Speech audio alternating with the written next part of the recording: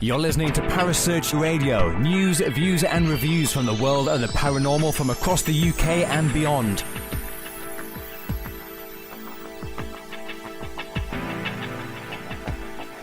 Find us on Facebook, Twitter and the World Wide Web. Parasearch UK Radio.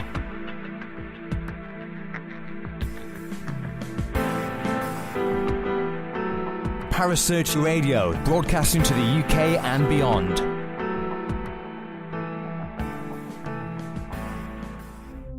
The views and opinions expressed by presenters and guests are their own and do not necessarily reflect the official policy or position of Parasearch Radio or its affiliates and sponsors. Listener discretion is advised.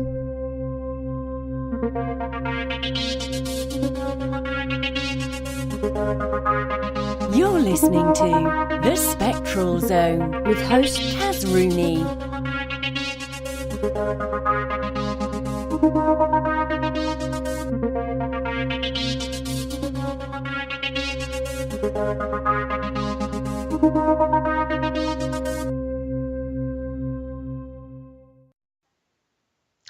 Good evening, everyone, and welcome to the Spectral Zone.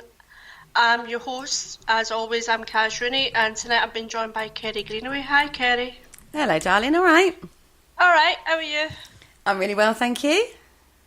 Good, good. So tonight we're going to talk about dream visitations. Mm-hmm. Apparently so. Apparently so. But I thought the best way probably to start this off is you've got to understand your stages of sleep before you do anything. Yeah. Yeah. So, do you know what the first stage is? Laying down. I do. Laying down. You're talking to a girl that doesn't sleep much here, so please enlighten me. Okay then. Stage one is basically your introduction to sleep. You know when you're kind of watching somebody and their head's kind of nodding and their eyes are fighting sleep? Yeah. Like if they were a really bad lecture or something? Yeah. I've been there. Been there myself. That's the first stage, and that's when your brain's starting to slow down and all your muscles are starting to relax a little bit. Okay. So you start to kind of nod off. Okay? I tend to do that bit after food. That's why I don't eat a lot either. Do you know what? A lot of people do. I wonder why that is. Do. Well, you're kind of sluggish after a big meal, aren't you? Need to sleep it off a bit. Yeah, true that. Big Sunday dinner, got to sleep it off a bit. Yeah, so, you know. Stage 2 is a kind of light, dreamless sleep, where your body's starting to really, really relax. But, I mean, that usually happens about 15 to 30 minutes into you being asleep. And that's kind of the stage where, like, if your telephone rings, you haven't been deep enough in a sleep, you'll be able to answer it. Unless you turn around and said, oh, I was asleep, they wouldn't actually know because you become alert really quickly. And you bounce up really quickly. Okay. So that's the second stage of it. The third and fourth stage are called the slow wave sleep. Basically, you're going that's 45 minutes to an hour into sleep. And you're really, really groggy. So if, like, somebody called you, you'd be like, huh? You'd answer the phone and be like, what? You are? I think we've all done that as well, haven't we? Yeah, we have. But it takes you a lot longer to be compass mentis to what's going on around you. The big stage is your rapid eye movement of REM, where you're basically out of it. You are completely relaxed. You're completely asleep. But the weird thing about REM is your brain's actually really active. And you get rapid eye movements as well. So even though you're deep in a sleep, your body's actually acting like it's awake sometimes. Okay, yeah. but that stage is where basically you get muscle paralysis. So your muscles are all that relaxed. So like people who have like sleep apnea or breathing difficulty, that's a kind of dangerous stage for them. Okay. Because you are that relaxed, your muscles are that heavy as well, your body's basically paralysed. Like if you've been totally exhausted, you would go into that stage really quickly. So is that the point when you go into REM? Is that the point where you are dreaming? Yes. Oh, okay. This is the part where your brain is actually really active because you are dreaming. Now, this is the thing about this. I can't explain why some people, some dreams you get, you know how you get the really weird dreams? You've won the lottery ones, or you've married Brad Pitt ones, or whatever. You're chased by a T-Rex ones, yeah. Yeah, you're chased by a T-Rex, or trying to put a volcano out with a fucking hose or something. Yeah. You know what I mean? I'll try reading meaning into that. Really, really. Where you get those really strange dreams that are just nonsense. Just absolute nonsense. Could be something you've watched on the TV, could be something you spoke about with a friend, it's been a joke or whatever, and it'll manifest in your dreams. Yeah. Then you've got the other dreams that seem to have some sort of symbolism. Yeah. Or meaning to them. Mm-hmm. You had them. I've had those. I have a lot of what I would call a spiritual message dream, but not a visitation. It's a different thing. But where I wake up and I go, particularly if I remember it really, I don't tend to remember my dreams that well. But when I get one that I really recall it, I know that there's some message in there somewhere because I can remember it.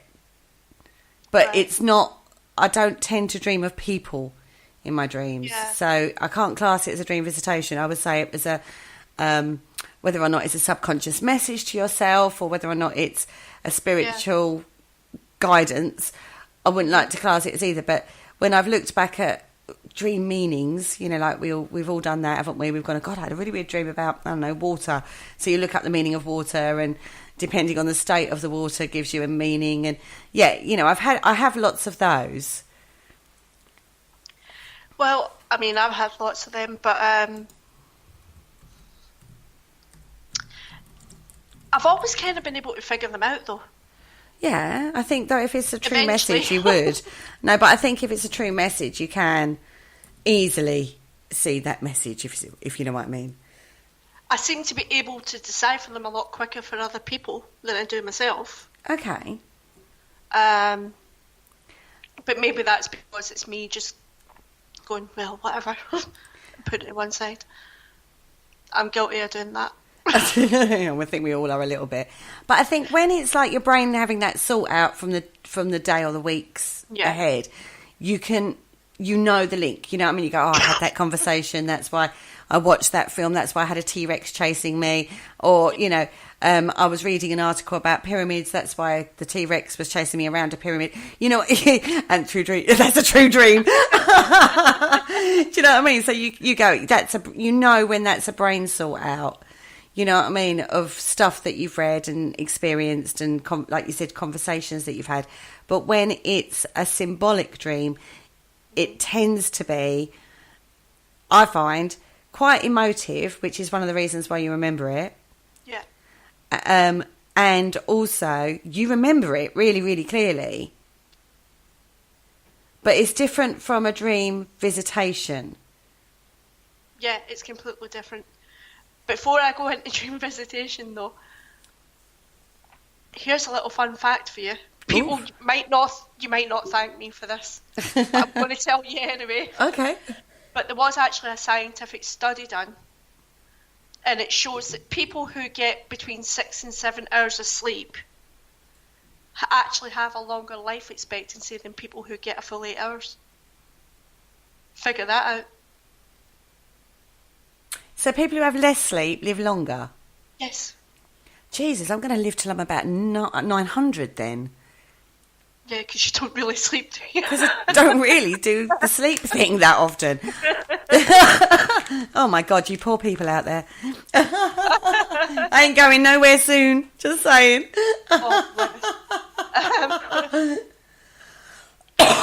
Excuse me, she says coughing.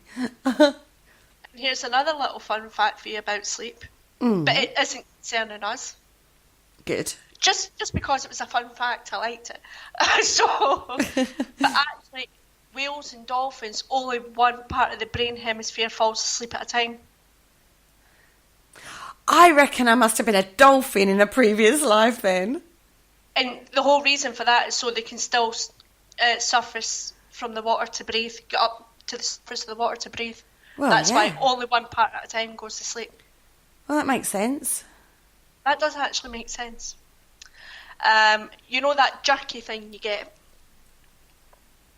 Like if you're falling asleep and you jerk awake. Oh, yeah, I get that every night. That's called a myoclonic jerk. Ooh. I can read dirt into everything, can't I? You okay. really can. So, what's that about then? I've always wondered about that. Basically, your body still in the first stage of going to sleep, and that's when it usually happens. It's just your muscles are relaxing. They aren't completely relaxed, but they're relaxing, and it may be because you're not in a deep sleep yet, or in the second or third stage of sleep. It could be just the way you've moved or whatever, and it makes your whole body jerk, or you've heard like a bang or something. Subconsciously, you've been aware of this bang, and you jerk. It could be anything like that. I get that every night as I'm going to sleep. Really? Every single night. I'll just be on the point where I'm like drifting off, and then I go, oh, I'm back awake again. Do you know that really, really annoying when you have a really good dream? Like a great dream, and then you don't get to finish the dream. Hell yeah. Most frustrating, have to say. And you get very annoyed. Very cross. That's because REM sleep grows shorter after 6 hours, so that's why you usually wake up in the middle of a dream. So it's actually a natural thing, even though it's really irritating, but it's a natural thing. Depending on the dream, it's incredibly irritating. Well, that's true. All I can say is, Johnny Depp, I need to have words with you. Do you know what? Poor Johnny Depp. I think half the population in the world needs to have a word with Johnny Depp. No wonder he's recluse. Myoclonic jerk, yeah, myoclonic jerk. James is in the studio. Yeah, James is in the chat room. And I've not made it into the chat room yet. Oh, sorry. It's called myoclonic jerk. But it's basically because your body isn't in that full stage of sleep yet. So subconsciously, you jerk. It could be a movement you've done or a noise you've heard or something that makes your whole body jerk. Oh, wow. It's horrible, but it does happen. No, it does every night or every time I try and sleep. I really can't believe you get that every night. Every single time. And bearing in mind, I've now worked out that I need I can do like 4 or 5 hours tops of a night. Yeah, generally. Right. At the most. And then I have to have a little nap in the afternoon. So I'm like, I do the same with food, little and often. So I'm a little and often girl on sleep. I'm a little and often girl with food. I'm a little and often girl. That's going to be her new nickname, folks. Little and often. He's reading dirt into stuff now. Do you know what? This is the Thursday night show, not Friday. Sorry. No, Forgot. It's because you're normally on the Friday. I'm losing track of what day it is. No, you're cool. Right. Now, as well, before... dream visits. Yes. So, have you had any?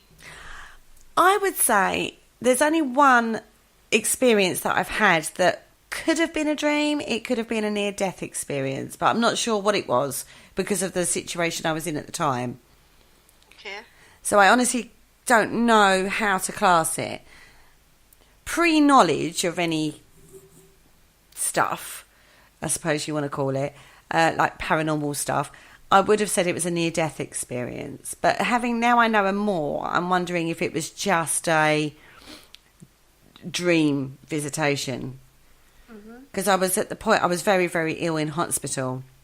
Yeah. And they weren't sure if I was going to make it or not. And I was wired up to beat machines and stuff, you know. And I was in and out of, I would say, consciousness quite a lot. But I had this one experience where I went to my nan's flat. And basically I had a conversation. It was my nan's flat. It was just so vivid. And I recall it just like it happened yesterday, even now. And this was like, gosh, a long time ago now. And it was like, you know, she was bustling around the kitchen just like she used to. And I was sitting at the table, you know, chewing the cud, as it were, like we used to. And then she turned around and she asked me a question. And she said, well, it's up to you. She said, stay or go. And I actually turned around and was like, well, over my dead body, ironic, am I going to allow a certain situation to happen? And she went, you've made your choice. And then from that point on, I started to get better. Oh. So that's the only time I can honestly say my nan has come to me in a dream. Do you know what I mean? And that I remember that vividly. And from what I understand of dream visitations, you don't forget it. You know when someone's visited you. Dream visits for me seem to be my speciality. I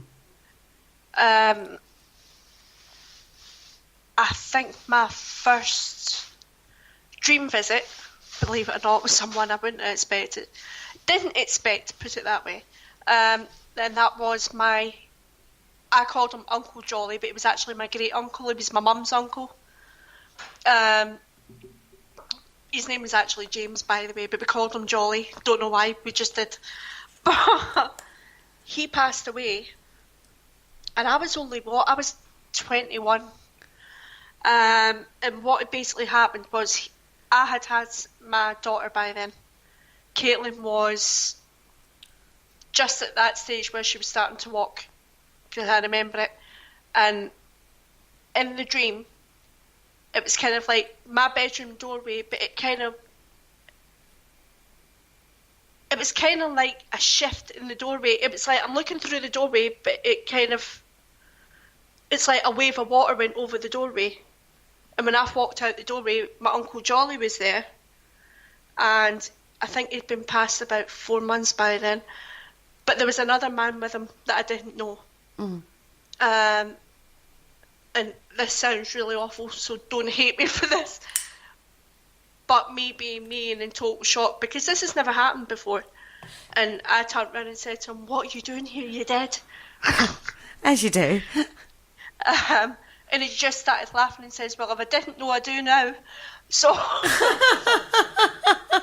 oops. But this other guy was looking at me really strangely. Like, really quizzical, just look on his face, and I'm thinking, why did you say that? No, it wasn't even that. It was just the whole thing. He didn't say a damn word. He just kept looking at me, and I'm thinking, I have no idea who this is. Was that? Do you think that was a spirit guide? No, I'll tell you who it was, because the next day, I went up to my mum's with my daughter, and we're sitting. I went, the strangest thing happened. That I had this dream. And I described everything that went on. I went, but there was this guy, and he'd on like a white shirt, didn't have a tie on, but he had a white shirt on and like a tank top. You know those tank tops with all the patterns on them? Yeah. And a pair of trousers, and he had black curly hair. And I went, but he was with Jolly, and Jolly was like really happy to see me and talking away about Caitlin and how big she was getting. And I went, but this guy just kept staring at me. My mum was staring at me. And I'm going, what's the matter with you? And she went, that's Jolly's brother, who is Uncle Tom. And I went, right. I went, well, I don't know Uncle Tom. She went, no, you wouldn't know Uncle Tom because he died about 9 years before you were even thought of. I'd never met the man. I'd never met the man, so no wonder he was looking at me really strangely. It's thinking, why has Jolly brought me to see this girl? Not the understanding was he knew who I was. I didn't know who he was from what I got from it. Yeah. But he was just looking at me really weird. But you remember that so vividly, and that was like, what? How old's Caitlin? Caitlin is now 25. This year she'll be 24 years ago. Yeah, and you still remember that so vivid. Yeah. And that's sort of like a hallmark of dream visitation, isn't it? It does seem to be, doesn't it? Everybody that I have spoken to about this, everybody's got different takes on it. But it seems to be very... You can distinguish that very easily from a normal dream. Yeah. Because it is that vivid. And I've had that many, in fairness. I have had that many. I can understand it now. But at first I was like, what the hell is this? What is this? So do you think then, I'm going to ask you a question. Do you think that you have more dream visitations because when you're in your dream state, all your walls are down? You know, the day-to-day is put to one side. You're purely within yourself and in your mind. All your natural protections and walls are down. So spirit find it easier to come to you in that state for you? I think I've been told my whole life that I'm meant to be a medium.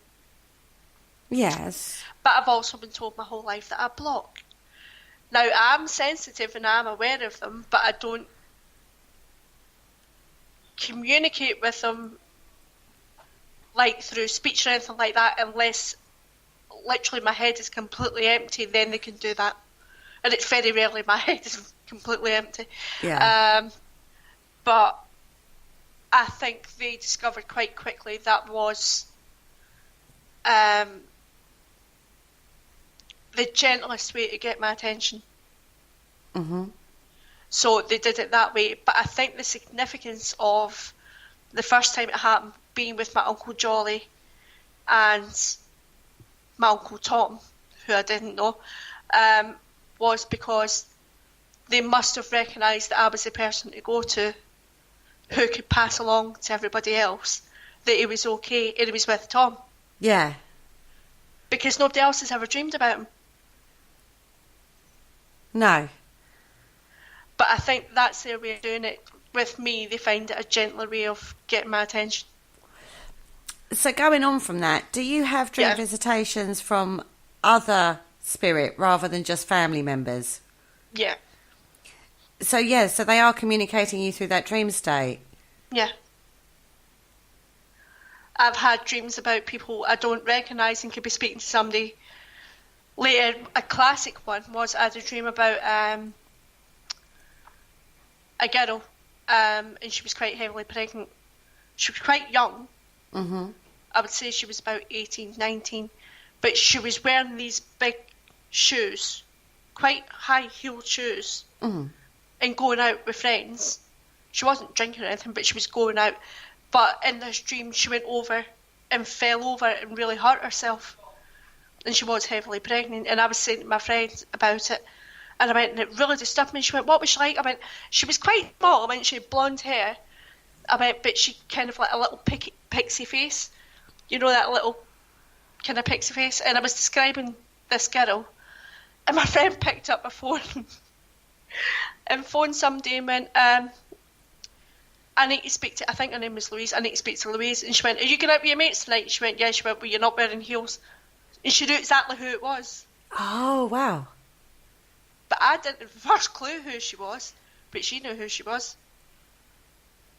And it was kind of that warning that I was to pay attention to this. So I done something about it without realising I was going to do something about it. That's how they work, though. They work in mysterious ways, should we say. But I'll always see a family member and then I'll see something like that.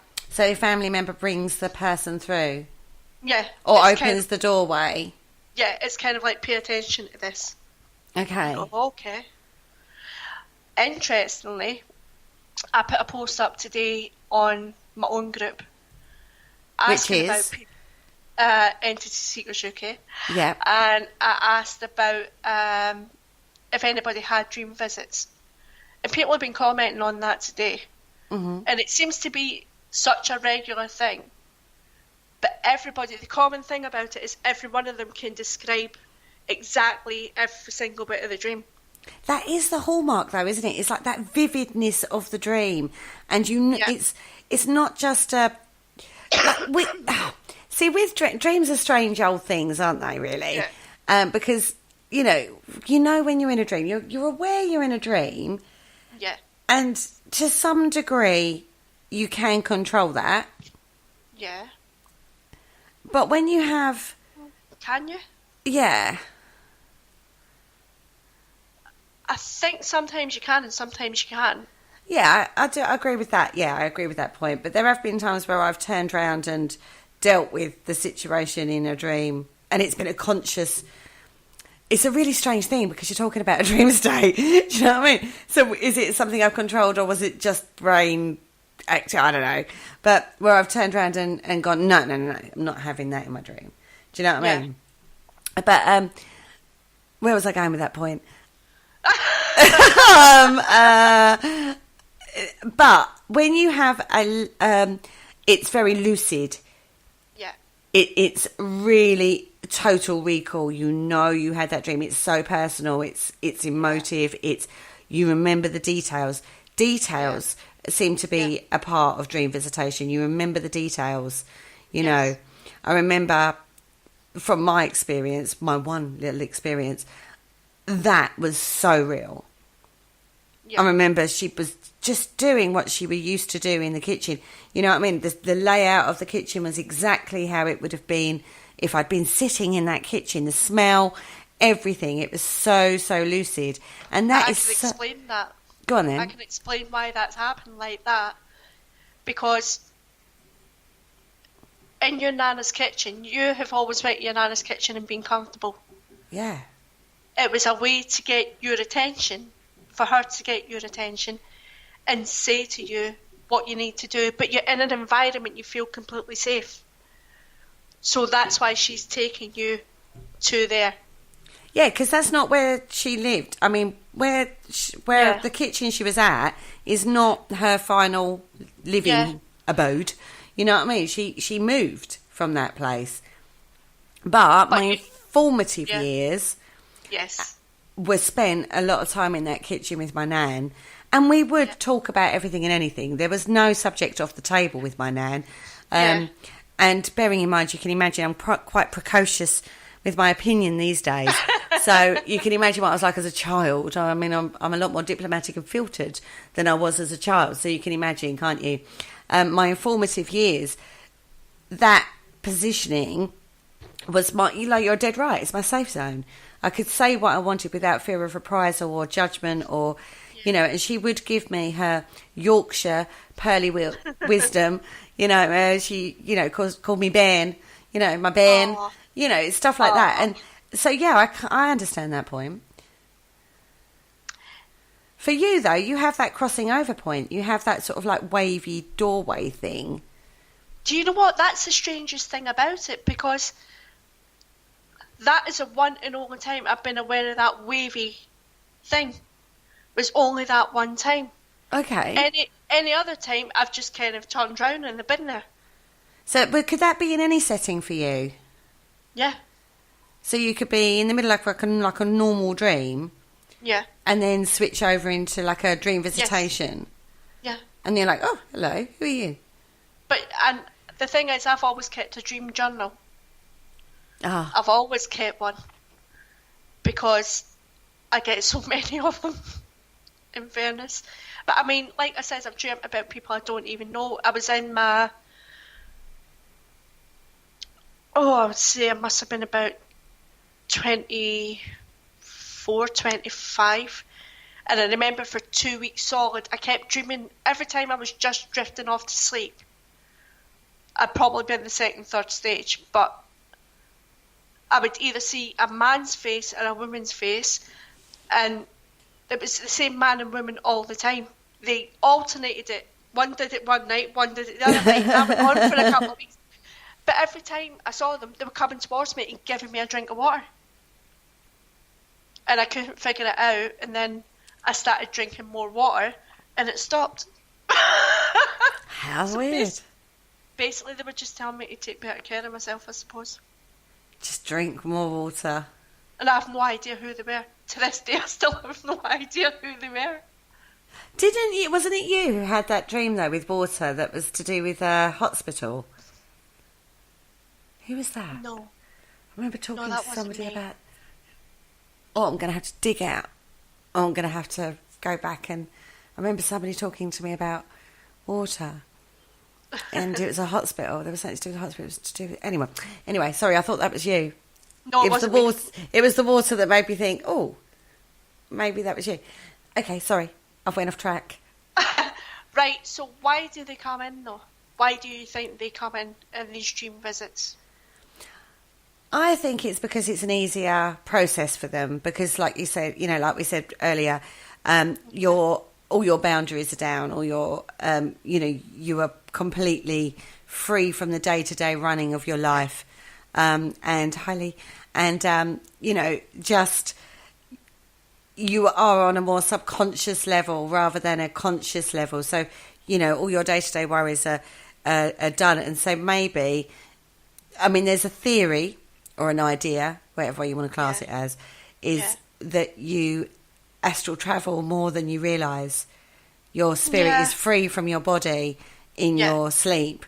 So if that's the case, then you can raise to levels that it's easier for spirit to connect to you, particularly if they've not got that energy build up that they can come and affect the environment around you on a reality level, so I think that's why we get dream visitation, to be fair, because it's easier.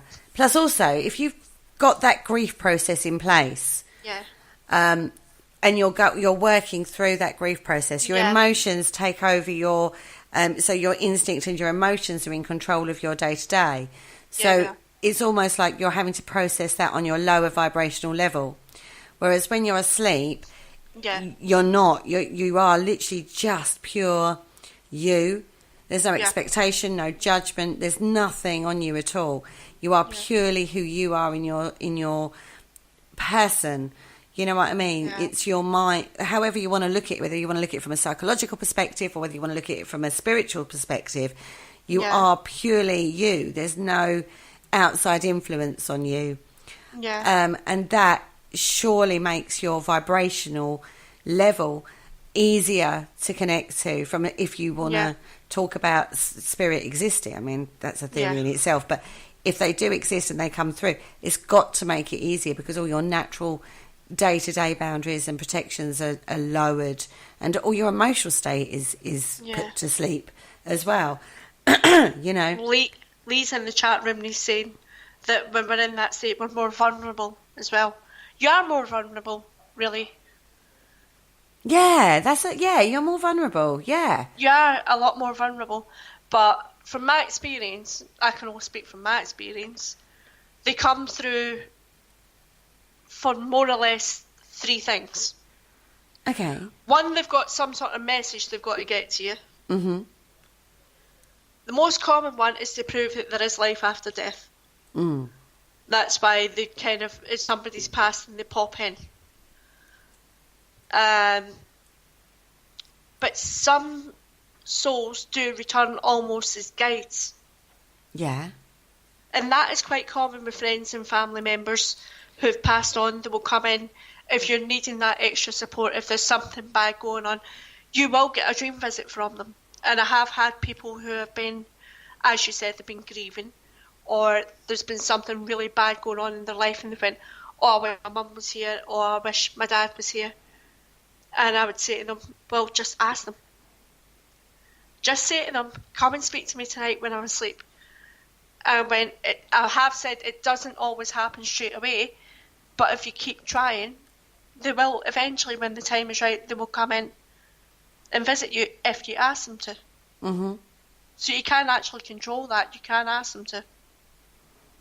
Okay, so looking at that from a logical perspective, because I always like to look at both sides, because I do work very spiritually, but I also like to look at it from a logical. If you tell yourself enough that something is going to happen, when you go to sleep, if you've told yourself enough, do you not think that then translates? I'm going to see my nan. I'm going to see my nan in my dream. I'm going to see my nan. I want my nan in my dream. Come, I need a message from my nan. Do you not think that is a psychological because trigger? You're not approaching it like that. Okay. You're not saying, I need to see, I'm going to see. What you're saying is, can you please come and speak to me? Or if you'd like to come and speak to me, come and see me when I'm dreaming. And it works that way, but I mean, I've never known anybody who's, well, there's bound to be somebody, but I mean, I've never known anybody who's convinced themselves, because the dream visits are so vivid. Yeah. That you can't forget them. And it's really difficult to explain, but the atmosphere around you changes, and even though you're not physically reacting to it, you can feel it. It changes. It changes completely. It's really strange. I know when I was looking into this, people were saying that the experience is not just like a vivid dream. Yeah. Other factors come into play. Do you know what I mean? Yeah. So it's taste and smell, and it's a sensory experience, not just a lucid dream.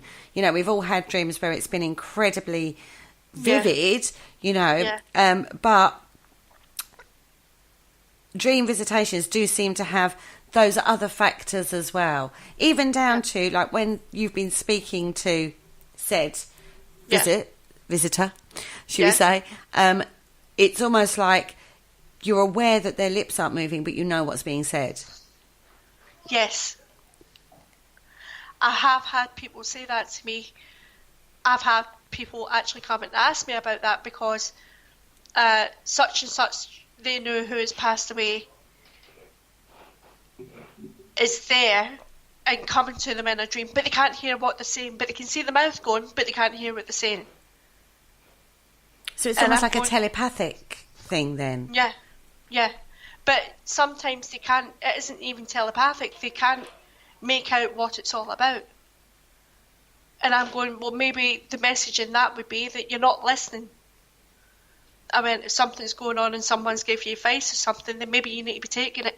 And 9 times out of 10, that's what it's been. Had something going on, someone's advised them, they're not listening to the advice, and then they'll get a dream visit. It could be a few weeks later, but they could get a dream visit when they still haven't listened, and that's exactly what's happening in the dream. They can't hear what's going on, they can't tell what's going on, but they can see the spirit's mouth moving. And 9 times out of 10, it'll be somebody they know that visits to put the point across, you're not listening. Really is that simple. They are strange though, these dream visitations that you get, aren't they? Like that people get. So I've only had one that I don't know how to class that, but they are quite strange. I mean, so I was looking up this today because having not had a huge experience of this, I know you have, but there is such a distinct difference. I mean, even down to how you think within the dream. One of the points was you are actually thinking logically and reasonably within the dream.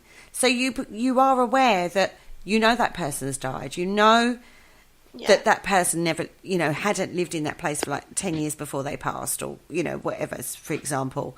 So you're thinking actually quite logically.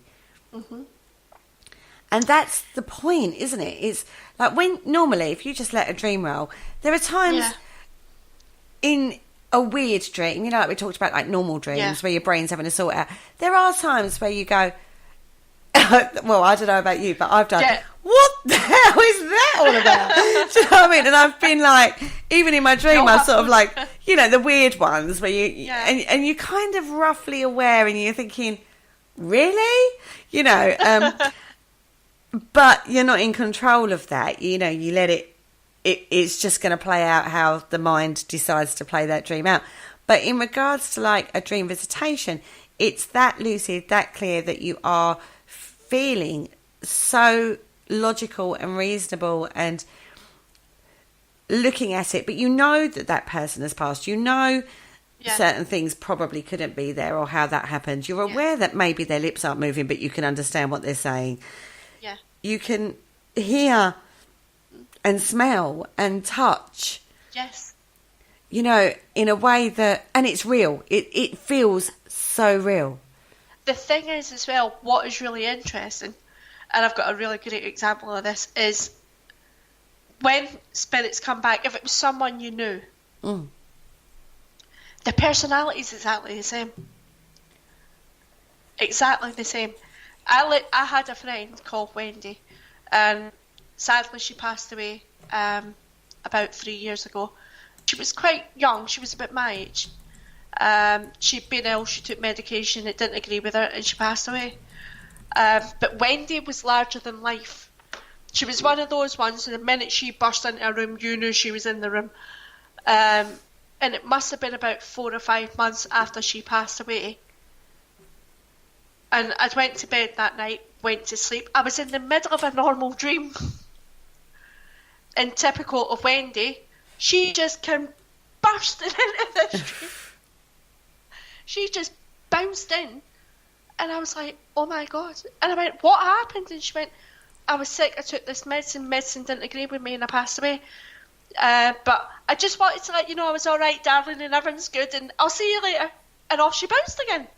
I was like, right? And I thought, oh my God. And my sister was over a couple of days later, and she was friends with Wendy as well. And I told her about this dream, and she just sat there smiling. I went, what are you smiling at? And she went, that's just so Wendy, isn't it? But her personality's exactly the same. Yeah. Exactly the same. So if you're going to be a grumpy bugger on this plane and you pass over, chances are you go to visit somebody, you're still going to be grumpy. But we say that when we talk about investigations, we say that about spirit anyway, don't we? Yeah. You know, that is what we say. If you're going to be nasty in life, you're going to be... Yeah. Why would you think you're going to change in death? You don't... Your spirit doesn't change just because you've lost your physical vessel. Yeah. You know, if you're lovely and kind and sweet and, you know, gorgeous, you're going to be just as lovely. I'm going to be a lovely ghost. Just saying, hashtag just saying teams out there. If I do pass, I'll be visiting. And you'll know it's me. Because I won't shut up. But no, we say that on a level when we talk about investigating, though, don't we? If we get a ghost through, if you're not nice, you're not going to be nice in death necessarily. You know what I mean? Well, there's actually been a study done. Ooh, study. Love a study. Yeah, a study done. And scientists are actually querying whether or not, okay, spirit can come into our realm when we're sleeping, but can we go into theirs? This is where the astral projection thing comes in, really, isn't it? Well, that's what I was thinking, but we can kind of sneak into theirs. If they can sneak into ours, then we must be able to sneak into theirs, maybe. You would think so, wouldn't you? Or is it a question of they are able to cross over into... We're going to talk multi-dimensionals now. Yeah. Is it a dimensional thing, whereas they live on one dimension, we live on another, but in that state we can then join on a different dimension together? So yes, we can. See, I thought... My theory about it is we have our world, then you have the spirit world, but they're both parallel to each other. That is why some people are sensitive and pick them up more easily, because they're around all the time. We're completely parallel with each other, but some people can pick that up, some people can't. To me, but it's a belief system thing. Yeah. It is a belief system thing because my personal belief system believes that there are spirits. Yeah. Yeah, my personal belief system also believes in the other realms as well. like elementals. Yeah. Yeah, whatever way you want to class it. Yeah. We'll put everything in the same box in regards to elementals. Yeah. Okay. So they're my personal belief systems, right? So that's Yeah. where that comes into play.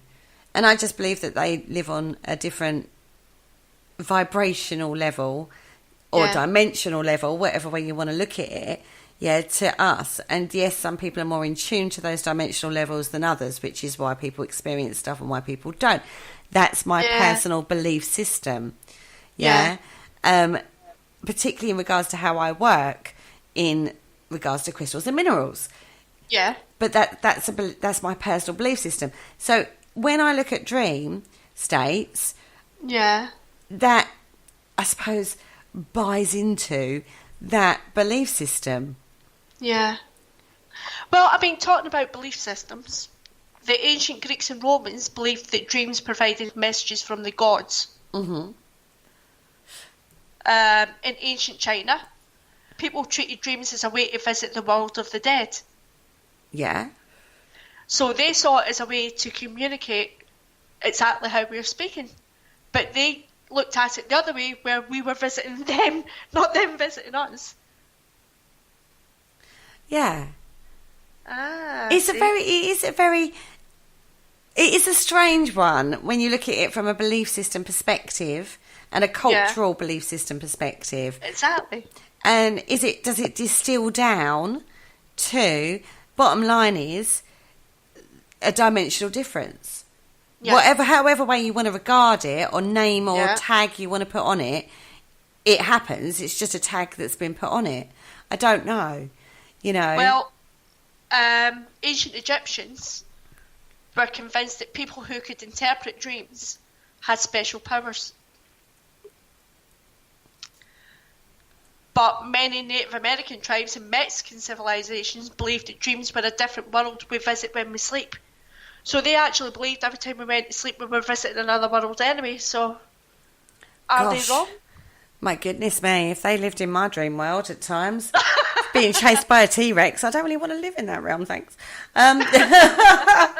Hashtag just saying.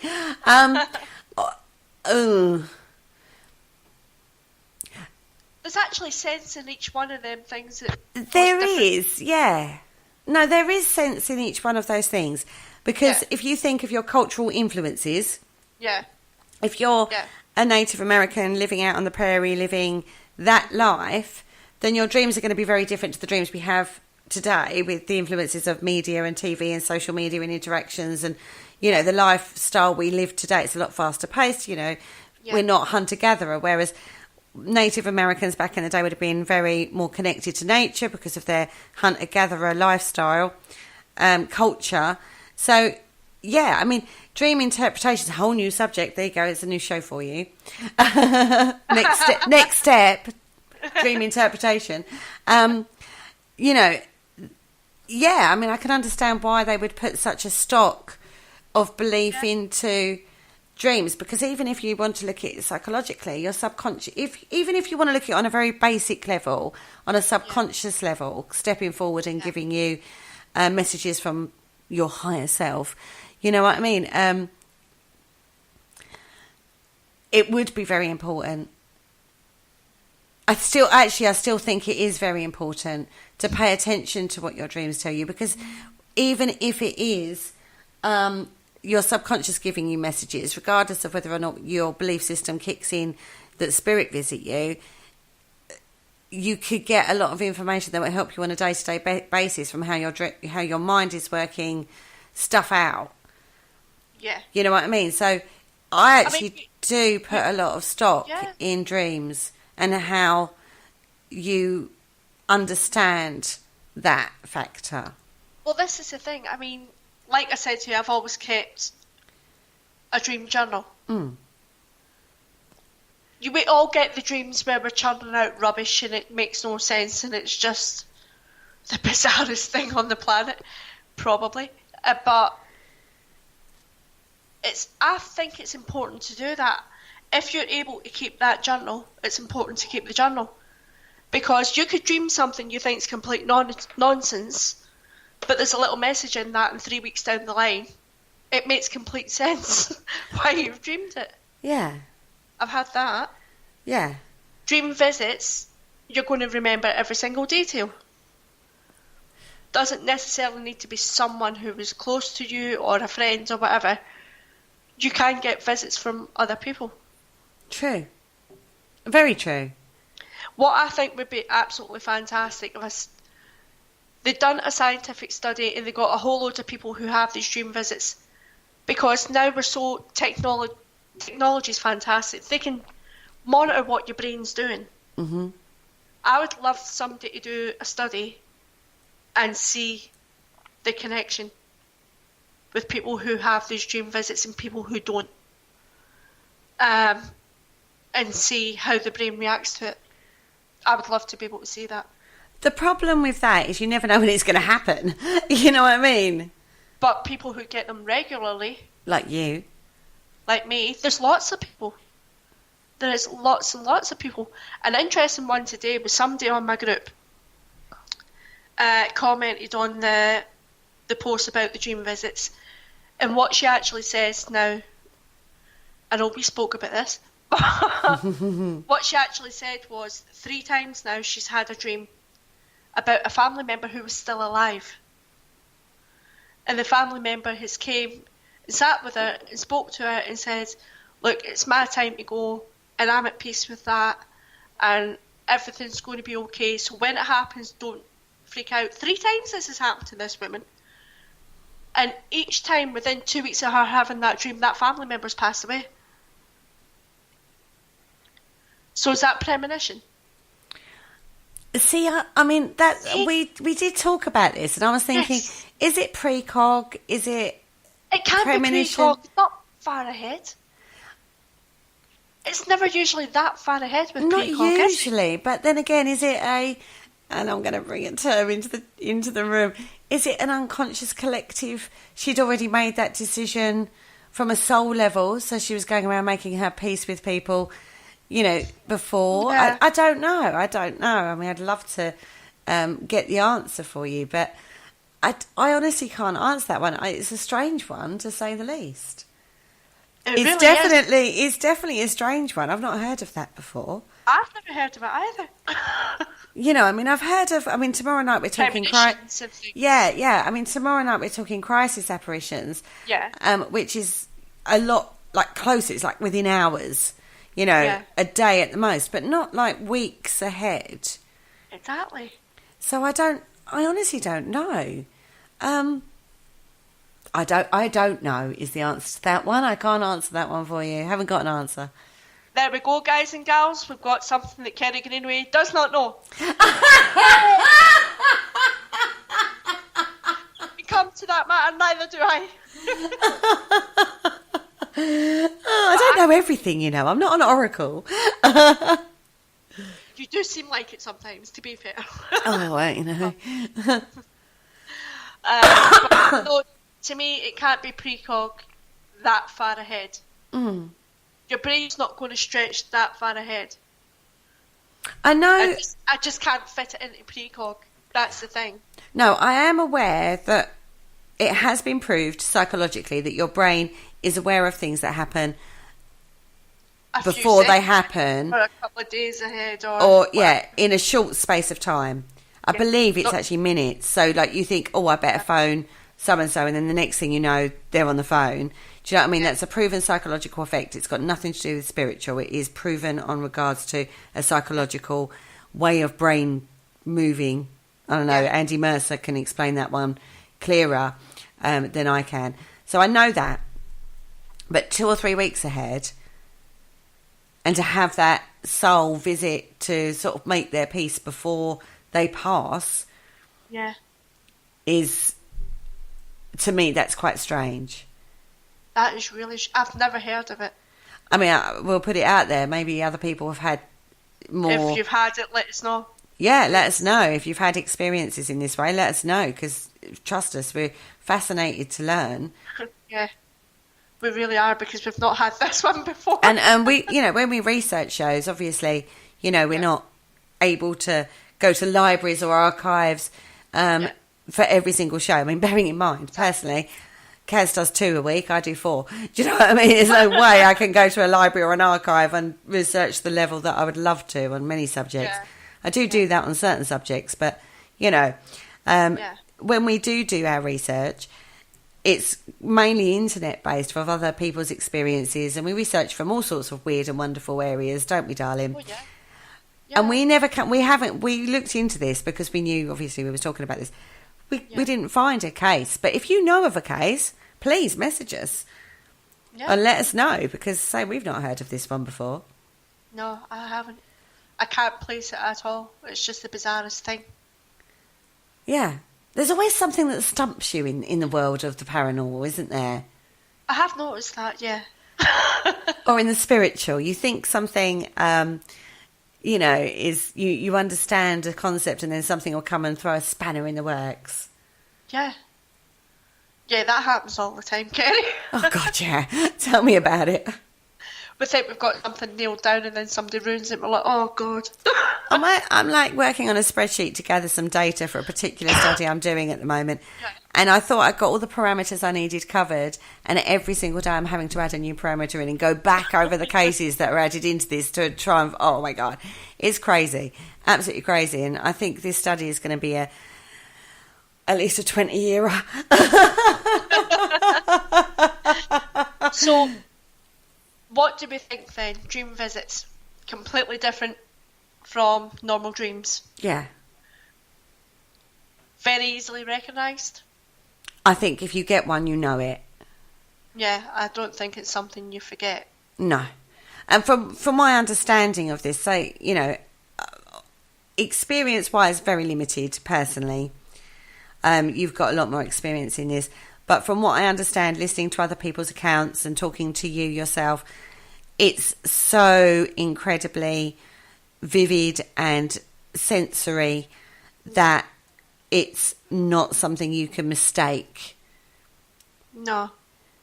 You know what I mean? And like you said, there's always a message, even if it's one of, I'm okay, I'm fine, don't worry about me anymore. It's, there's something. I've accepted my passing, which gives you that level to be able to move forward with your grief process, or give you hope that there is something other than this. I can't think of anything worse, actually. Of they just do give living warnings as well. Yeah. I can't think of anything worse of just living my life and then it be worth nothing.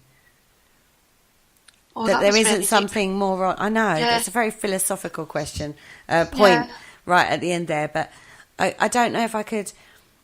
I have to have that belief that there's more to it than this. Yeah.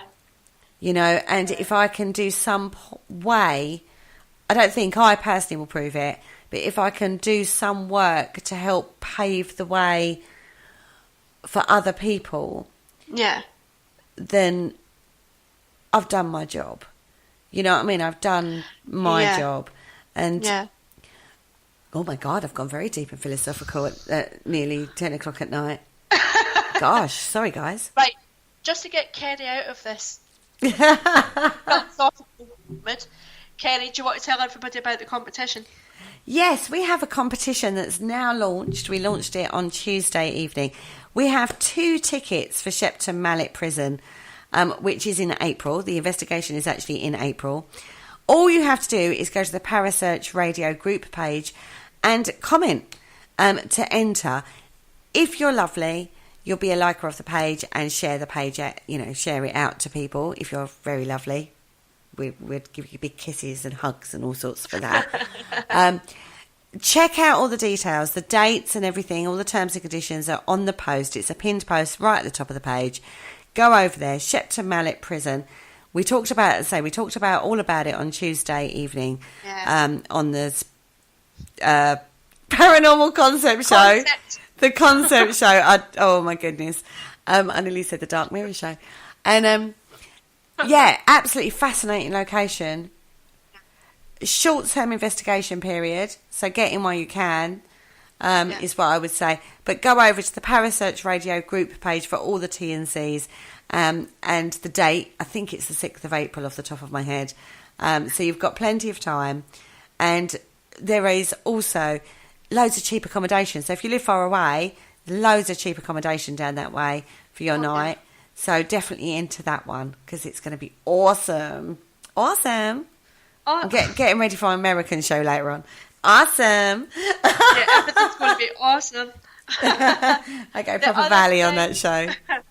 The other thing we'd like to point out is that our own Penny Griffiths-Morgan is actually doing a marathon to raise money for Dementia UK. Yes, she is. So we will put that up again. If you can, please donate. Because bless her, she's training really hard. She is. She's training so hard. But she's trying to raise money for Dementia UK. It's a really worthwhile cause. So she's looking for sponsors. So if you can do that, then please do. So the thing I'm going to leave you with tonight is if you don't keep a dream journal, then I suggest you do. Because it makes sense later. Maybe not always at the time. And if you have a dream visit and you want to share it, then private message me and let me know about it. So we can put some examples up. That'd be really good. Do you think, yeah? I think that would be awesome. Yeah. I do think that would be absolutely awesome. I need to start doing that. I need to have a pen and pad. I carry a pen and pad on a daily basis. I need to keep one beside my bedside cabinet. So yeah, I've got a little book beside my bedside cabinet and a load of pens. Yeah, I need to start doing that. My God, my poor bedside cabinet is like overflowing. Books, makeup, water, crystals. Yeah, and now I've got to add a pen and paper to it so I can like wake up and start writing the minute I wake up. So yeah, that's a really good idea, Caz. But so please give it a bash or tell us your stories or whatever. But try and keep a dream journal. It will make a bit of sense if you try it. But it's just left for us to say good night. Please remember you can follow us on Twitter. You can find all the shows on YouTube. And I mean all the shows on YouTube. There's literally hundreds. Yeah. You can also get them on Podbean now. Yes. Yeah, the old shows. I'm slowly uploading the KTPF Reload show at the moment because that's coming to an end. So the KTPF is moving over onto Podbean. Yeah. As I get time to do it, and all the old shows are going to be going over onto Podbean. Yeah. Well, Kerry, thank you. Oh, you're very welcome. Thank you for coming and chatting away with me. So say good night, everybody. Good night. Good night, everyone. Thank you for listening. Don't forget to join us for more shows throughout the week. Find us on Facebook, Twitter, and the World Wide Web to keep up to date with all the shows right here on Parasearch Radio.